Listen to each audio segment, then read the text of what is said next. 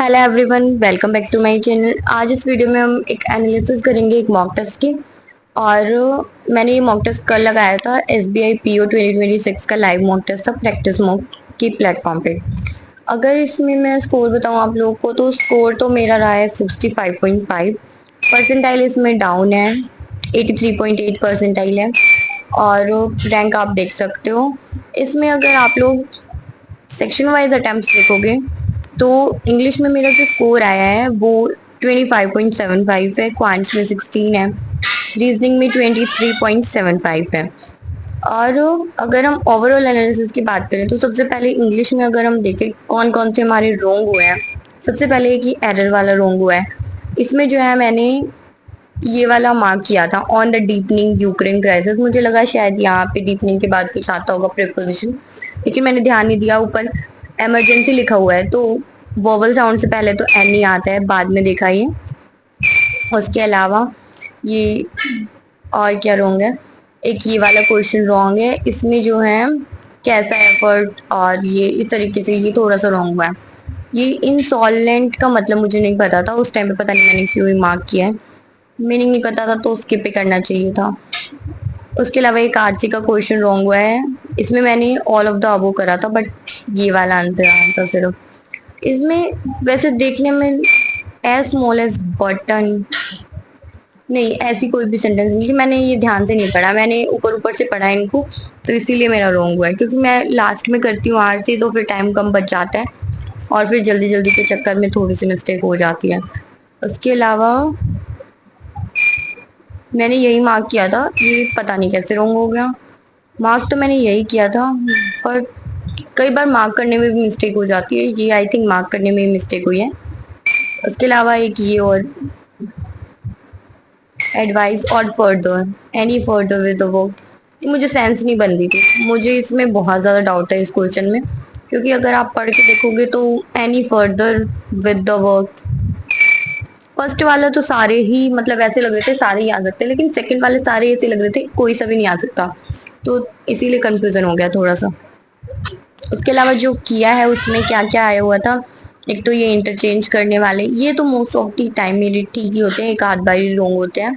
उसके अलावा ये एरर आए हुए थे, देन ये मिस स्पेल्ड है। उसके अलावा डबल फिलर थे, ये एरर वाले क्वेश्चंस थे, मतलब बीच बीच में मिक्स क्वेश्चंस दे रखे थे, फिर ये डबल फिलर आ गए, फिर ये डबल फिलर, फिर ये इंटरचेंज करने वाले। इधर ये फ्रेज दे रखा था, इसका मीनिंग बताना था हमें यहाँ पे, तो सेंटेंस पढ़ के जो हमें मीनिंग पता चल रहा था। उसके अलावा आरसी आ जाता है। आरसी के दो क्वेश्चन मैंने स्किप भी करे थे क्योंकि लास्ट में टाइम कम बच गया था। उसके अलावा फिर ये मिस स्पेल्ड है, एनवायरमेंटल की स्पेलिंग रॉन्ग से दिख रही है साफ साफ। फिर ये एक वर्ड दे रखा है, इसके हिसाब से ये बताना है कौन कौन से सेंटेंस में वर्ड का सही से यूज किया गया है। इस टाइप के भी बीच बीच में क्वेश्चन थे एक दो। फिर ये दोबारा एरर वाले आ गए, देन ये इंटरचेंज करने वाले, तो नॉर्मली क्वेश्चन थे। हाँ, एक पैराजम्बल मैंने स्किप किया था क्योंकि इसमें मुझे थोड़ा सा डाउट लग रहा था, मुझे समझ नहीं आ रहा था कि क्या ही आएगा इसमें। टी क्यू, टी से स्टार्ट होना था, मैंने टी से ही स्टार्ट किया है। चलो एक ही मार्क किया था मैंने, लेकिन फिर मुझे बाकी थोड़ा सा डाउट हो रहा था। टी क्यू, अच्छा हुआ मैंने नहीं किया ये, क्योंकि मैं क्यों मुझे नहीं लग रहा था क्यों, तो गलत ही होता अगर मैं करती भी तो। इसमें मुझे काफ़ी ज़्यादा कंफ्यूजन हो रहा था, तो इसीलिए मैंने इसको स्किप करना ही सही समझा था। उसके अलावा बात करें तो प्लांट्स में सबसे पहले ये डी आई थी। इसमें टोटल एनिमल्स दे रखे हैं 6000, उसकी परसेंटेज डिस्ट्रीब्यूशन है। देन मैमल्स दे रखे हैं 2500, फिर जो बच जाएंगे वो रेप्टाइल्स बचेंगे आई थिंक। उस हिसाब से इन क्वेश्चंस को करना था।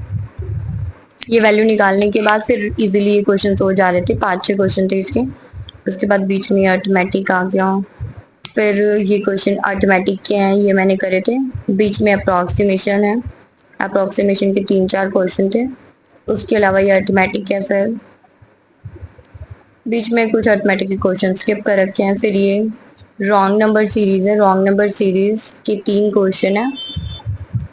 देन उसके बाद ये इक्वालिटी, इसमें मैंने काफ़ी टाइम वेस्ट किया है। इसमें टाइम दे रखा हो तो कहाँ से स्टार्ट है ये? इससे स्टार्ट है, देख सकते हो आप। 212 सेकंड मैंने इस क्वेश्चन में लगाए हैं, लेकिन इसमें मैंने सारी वैल्यू निकाल भी ली थी और फिर भी पता नहीं मेरा रॉन्ग क्यों आया है। मुझे समझ नहीं आ रहा मेरी मिस्टेक कहाँ हुई है इसमें। मैंने कुछ ना कुछ तो मिस्टेक जरूर करी है, क्योंकि मैंने सारी वैल्यू निकाली और सारी वैल्यू निकालने के बाद भी कहाँ मिस्टेक हो सकती है। इधर मेरा 1800 ही आया था, 1400, 1200, इस 700, 1800 मेरा नहीं आया, लास्ट वाला रह गया था। और मोस्ट ऑफ द क्वेश्चंस के अंदर फ्राइडे ही पूछ रखा था, तो इसीलिए भी मेरी ज़्यादा मिस्टेक हुई। कहीं ना कहीं मैंने कुछ ना कुछ तो मिस्टेक ज़रूर करी थी। ये सब तो मेरी सही थी, लेकिन इन दोनों को अगर मैं प्लस कर रही थी, अच्छा ये, ओके, मैंने ये पता है क्या मिस्टेक करी। मैंने ये जो है, ये जो रेशियो है, ये जो डिफरेंस निकालने के बाद था ना, मैंने पहले तो डिफरेंस निकाल लिया, मतलब ये वैल्यूज मैंने पहले लिख ली, उसके बाद इन रेशियो के हिसाब से मैं इनको डिवाइड करी थी। लेकिन ऐसे नहीं करना था, इन्होंने साफ साफ बोल रखा है यहाँ पे क्यूमुलेटिव रेशियो दे रखा है, मतलब जो टोटल है ना, इसको पहले हमें डिवाइड करना था, उसके बाद हम माइनस कर करके निकालते, लेकिन मैंने सीधा ही निकाल दिया, तो इसलिए मिस्टेक हुई, इसलिए आंसर नहीं आया। अभी मुझे समझ आया, एक वर्ड ना पढ़े तो पूरा क्वेश्चन रॉन्ग हो जाता है। अदरवाइज इस क्वेश्चन में मैंने इतना टाइम लगाया, ये मेरा हो सकता था, हो जाता अगर मैं इस वर्ड पे ध्यान दे लेती तो। उसके बाद अगर रीजनिंग की बात करें तो एक क्वेश्चन रॉन्ग हुआ है, रॉन्ग वाला देखते हैं सबसे पहले। इसमें क्या आना था, 3, लग ही रहा था मुझे, क्योंकि एक तो मैंने इसको लास्ट में किया था, तो फिर जल्दी जल्दी में मैं ढंग से देख नहीं पाई थी। और उसके अलावा इसमें मैंने 2 मार्क किया था, लेकिन इसका 3 है, तो कोई ना कोई एक जरूर मेरा रह गया होगा। उसके अलावा और क्या आया हुआ था वो देख लेते हैं। सबसे पहले बात करें तो एक 8 पैकेजेस दे रखे हैं, ये डिलीवर होने हैं, और इन 2 डेट दे रखी हैं, 4 मंथ दे रखे हैं, उस हिसाब से डिवाइड कर रखे हैं, निकालना तो ये निकल गया था। उसके अलावा मीनिंगफुल वर्ड वाला क्वेश्चन है, इसमें कोई भी मीनिंगफुल वर्ड बन ही नहीं रहा था। एक ये जो पजल है मेरी रह गई थी, और ये ज़्यादा टाइम टेकिंग भी रहती मेरे हिसाब से, इसलिए मैंने इसको स्किप करा था। और लास्ट में फिर 1-2 मिनट रह गए थे, 1-2 मिनट में ये होनी पॉसिबल ही नहीं थी। उसके अलावा 8 पर्सन्स हैं, सर्कुलर टेबल में बैठे, कुछ अंदर देख रहे हैं, कुछ बाहर देख रहे हैं, और कोई भी 2 से ज़्यादा पर्सन जो है सेम डायरेक्शन में नहीं देख रखा है, नहीं बैठ सकता, नहीं देख सकता, तो उस हिसाब से इसको अरेंज करना था, ये हो गया था। पहले मैंने ये वाली लाइन नहीं पढ़ी थी कि not more than 2 person adjacent वाली, लेकिन बाद में लास्ट में मैंने देख लिया था। फिर उसके बाद सिलोगिज्म की क्वेश्चंस हैं, 2-3 सिलोगिज्म के क्वेश्चंस होंगे। उसके अलावा सर्टेन नंबर ऑफ पर्सन वाली पजल है। देन एक और पजल है 7 पर्सन वाली, इसमें बॉटम मोस्ट 1, टॉप मोस्ट 7, इस तरीके से अरेंज करके फिर निकालना था। ये भी इजीली हो गई थी। तो ठीक है गाइस, मैंने आप लोगों के साथ शेयर कर दिया मेरा क्या कुछ एनालिसिस रहा है, क्या कुछ स्कोर रहा है, और क्या कुछ परसेंटाइल रही है। आप लोग भी लाइव मॉक टेस्ट अगर आपने ये वाला लगाया था तो आप जरूर बताना कमेंट सेक्शन में आपका क्या स्कोर रहा है, आपकी परसेंटाइल क्या रही है। और अगर आप लोग नहीं लगाते हो लाइव मॉक टेस्ट तो आप ज़रूर लगाओ, उससे आपको थोड़ा सा कॉन्फिडेंस भी आएगा, थोड़ा सा आपको पता भी चलेगा कि आप कहाँ स्टैंड कर रहे हो, बाकी एस्पिरेंट से आप कितना आगे हो, कितना पीछे हो।